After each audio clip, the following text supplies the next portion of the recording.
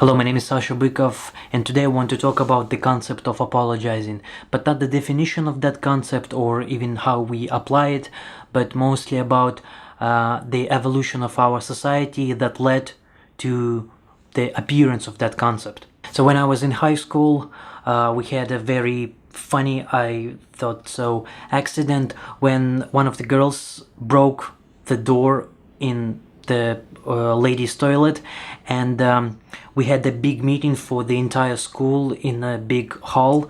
She gave an apology in front of the entire school. I remember I was in the school parliament and we were standing with the group, and in this group was the deputy director who was responsible for all the non-educational activities in our school.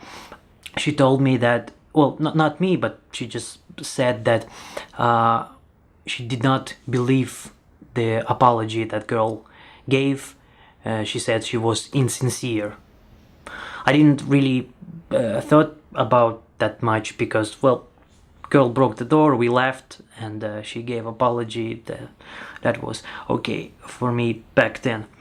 And now at this moment, I more or less deeper understand what the apology means and how people do it. As you probably know, in English language, I'm sorry and I apologize kind of merged into one entity, and I thought maybe the concept appeared more or less simultaneously in different societies around the world, and only the word perspective might change. I started to dig into the internet and googled the word apology, word sorry. I actually found some answers to two questions I had.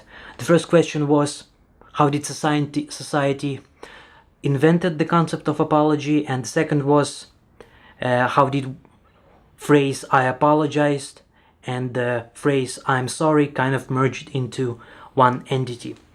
The answer to the first question gave me a Psychology Today article where they discussed theory of Robert Trivers of how this concept was created. The idea was that people existed in a society long ago. A society exists on the basic altruism principles, mutual altruism principles, where if you help a fellow friend will help you back at some point as well. So you have a mutual respect and mutual obligations to each other. When you fail that obligations, or when you do something bad to your neighbor, you kind of lose the trust you have between each other. People always want to regain that trust, and that's how the definition of guilt appears. Imagine you have a society, and in this society there are person number one and person number two. Person number one did something bad to person number two, and this person is feeling sad about what he or she did, and he says, I'm sorry. And saying I'm sorry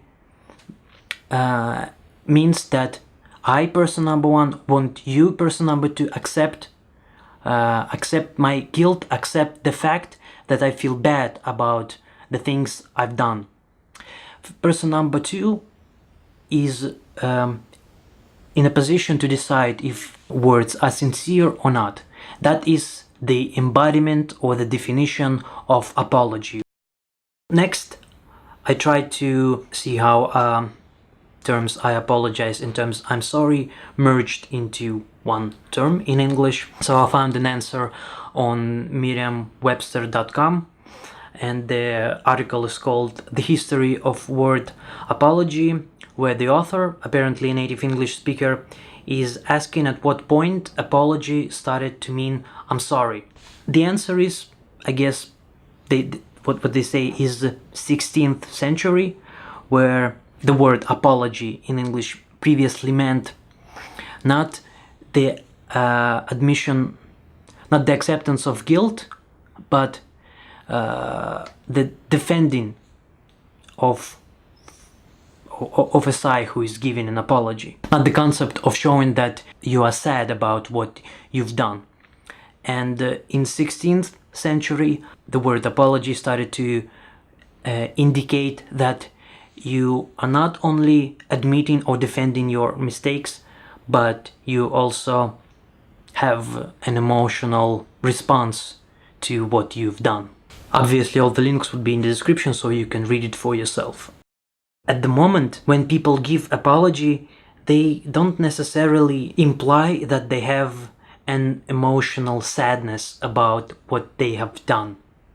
Because obviously sometimes people do bad things intentionally and they apologize for them simply because they have to. And in our modern society, lots of the times you give apology to strangers, to persons that you don't have close relations, close ties to, and you have to just do it simply because the society wants you to do it. And what is important, there is no feedback from the other side for your apology. So you can say, I'm sorry, and for society to forgive you, you don't need to receive an actual apology acceptance from the other side. What is also fascinating to me is the way we use word sorry in the sentence. For example, I am sorry, but I think you're an idiot, which implies that you gave an apology before you actually did something bad, and which also implies that the bad things you say can be forgiven even without the approval from the other side. I think in that case, we as a society simply exploit the concept that was created before and completely changed the way this concept works.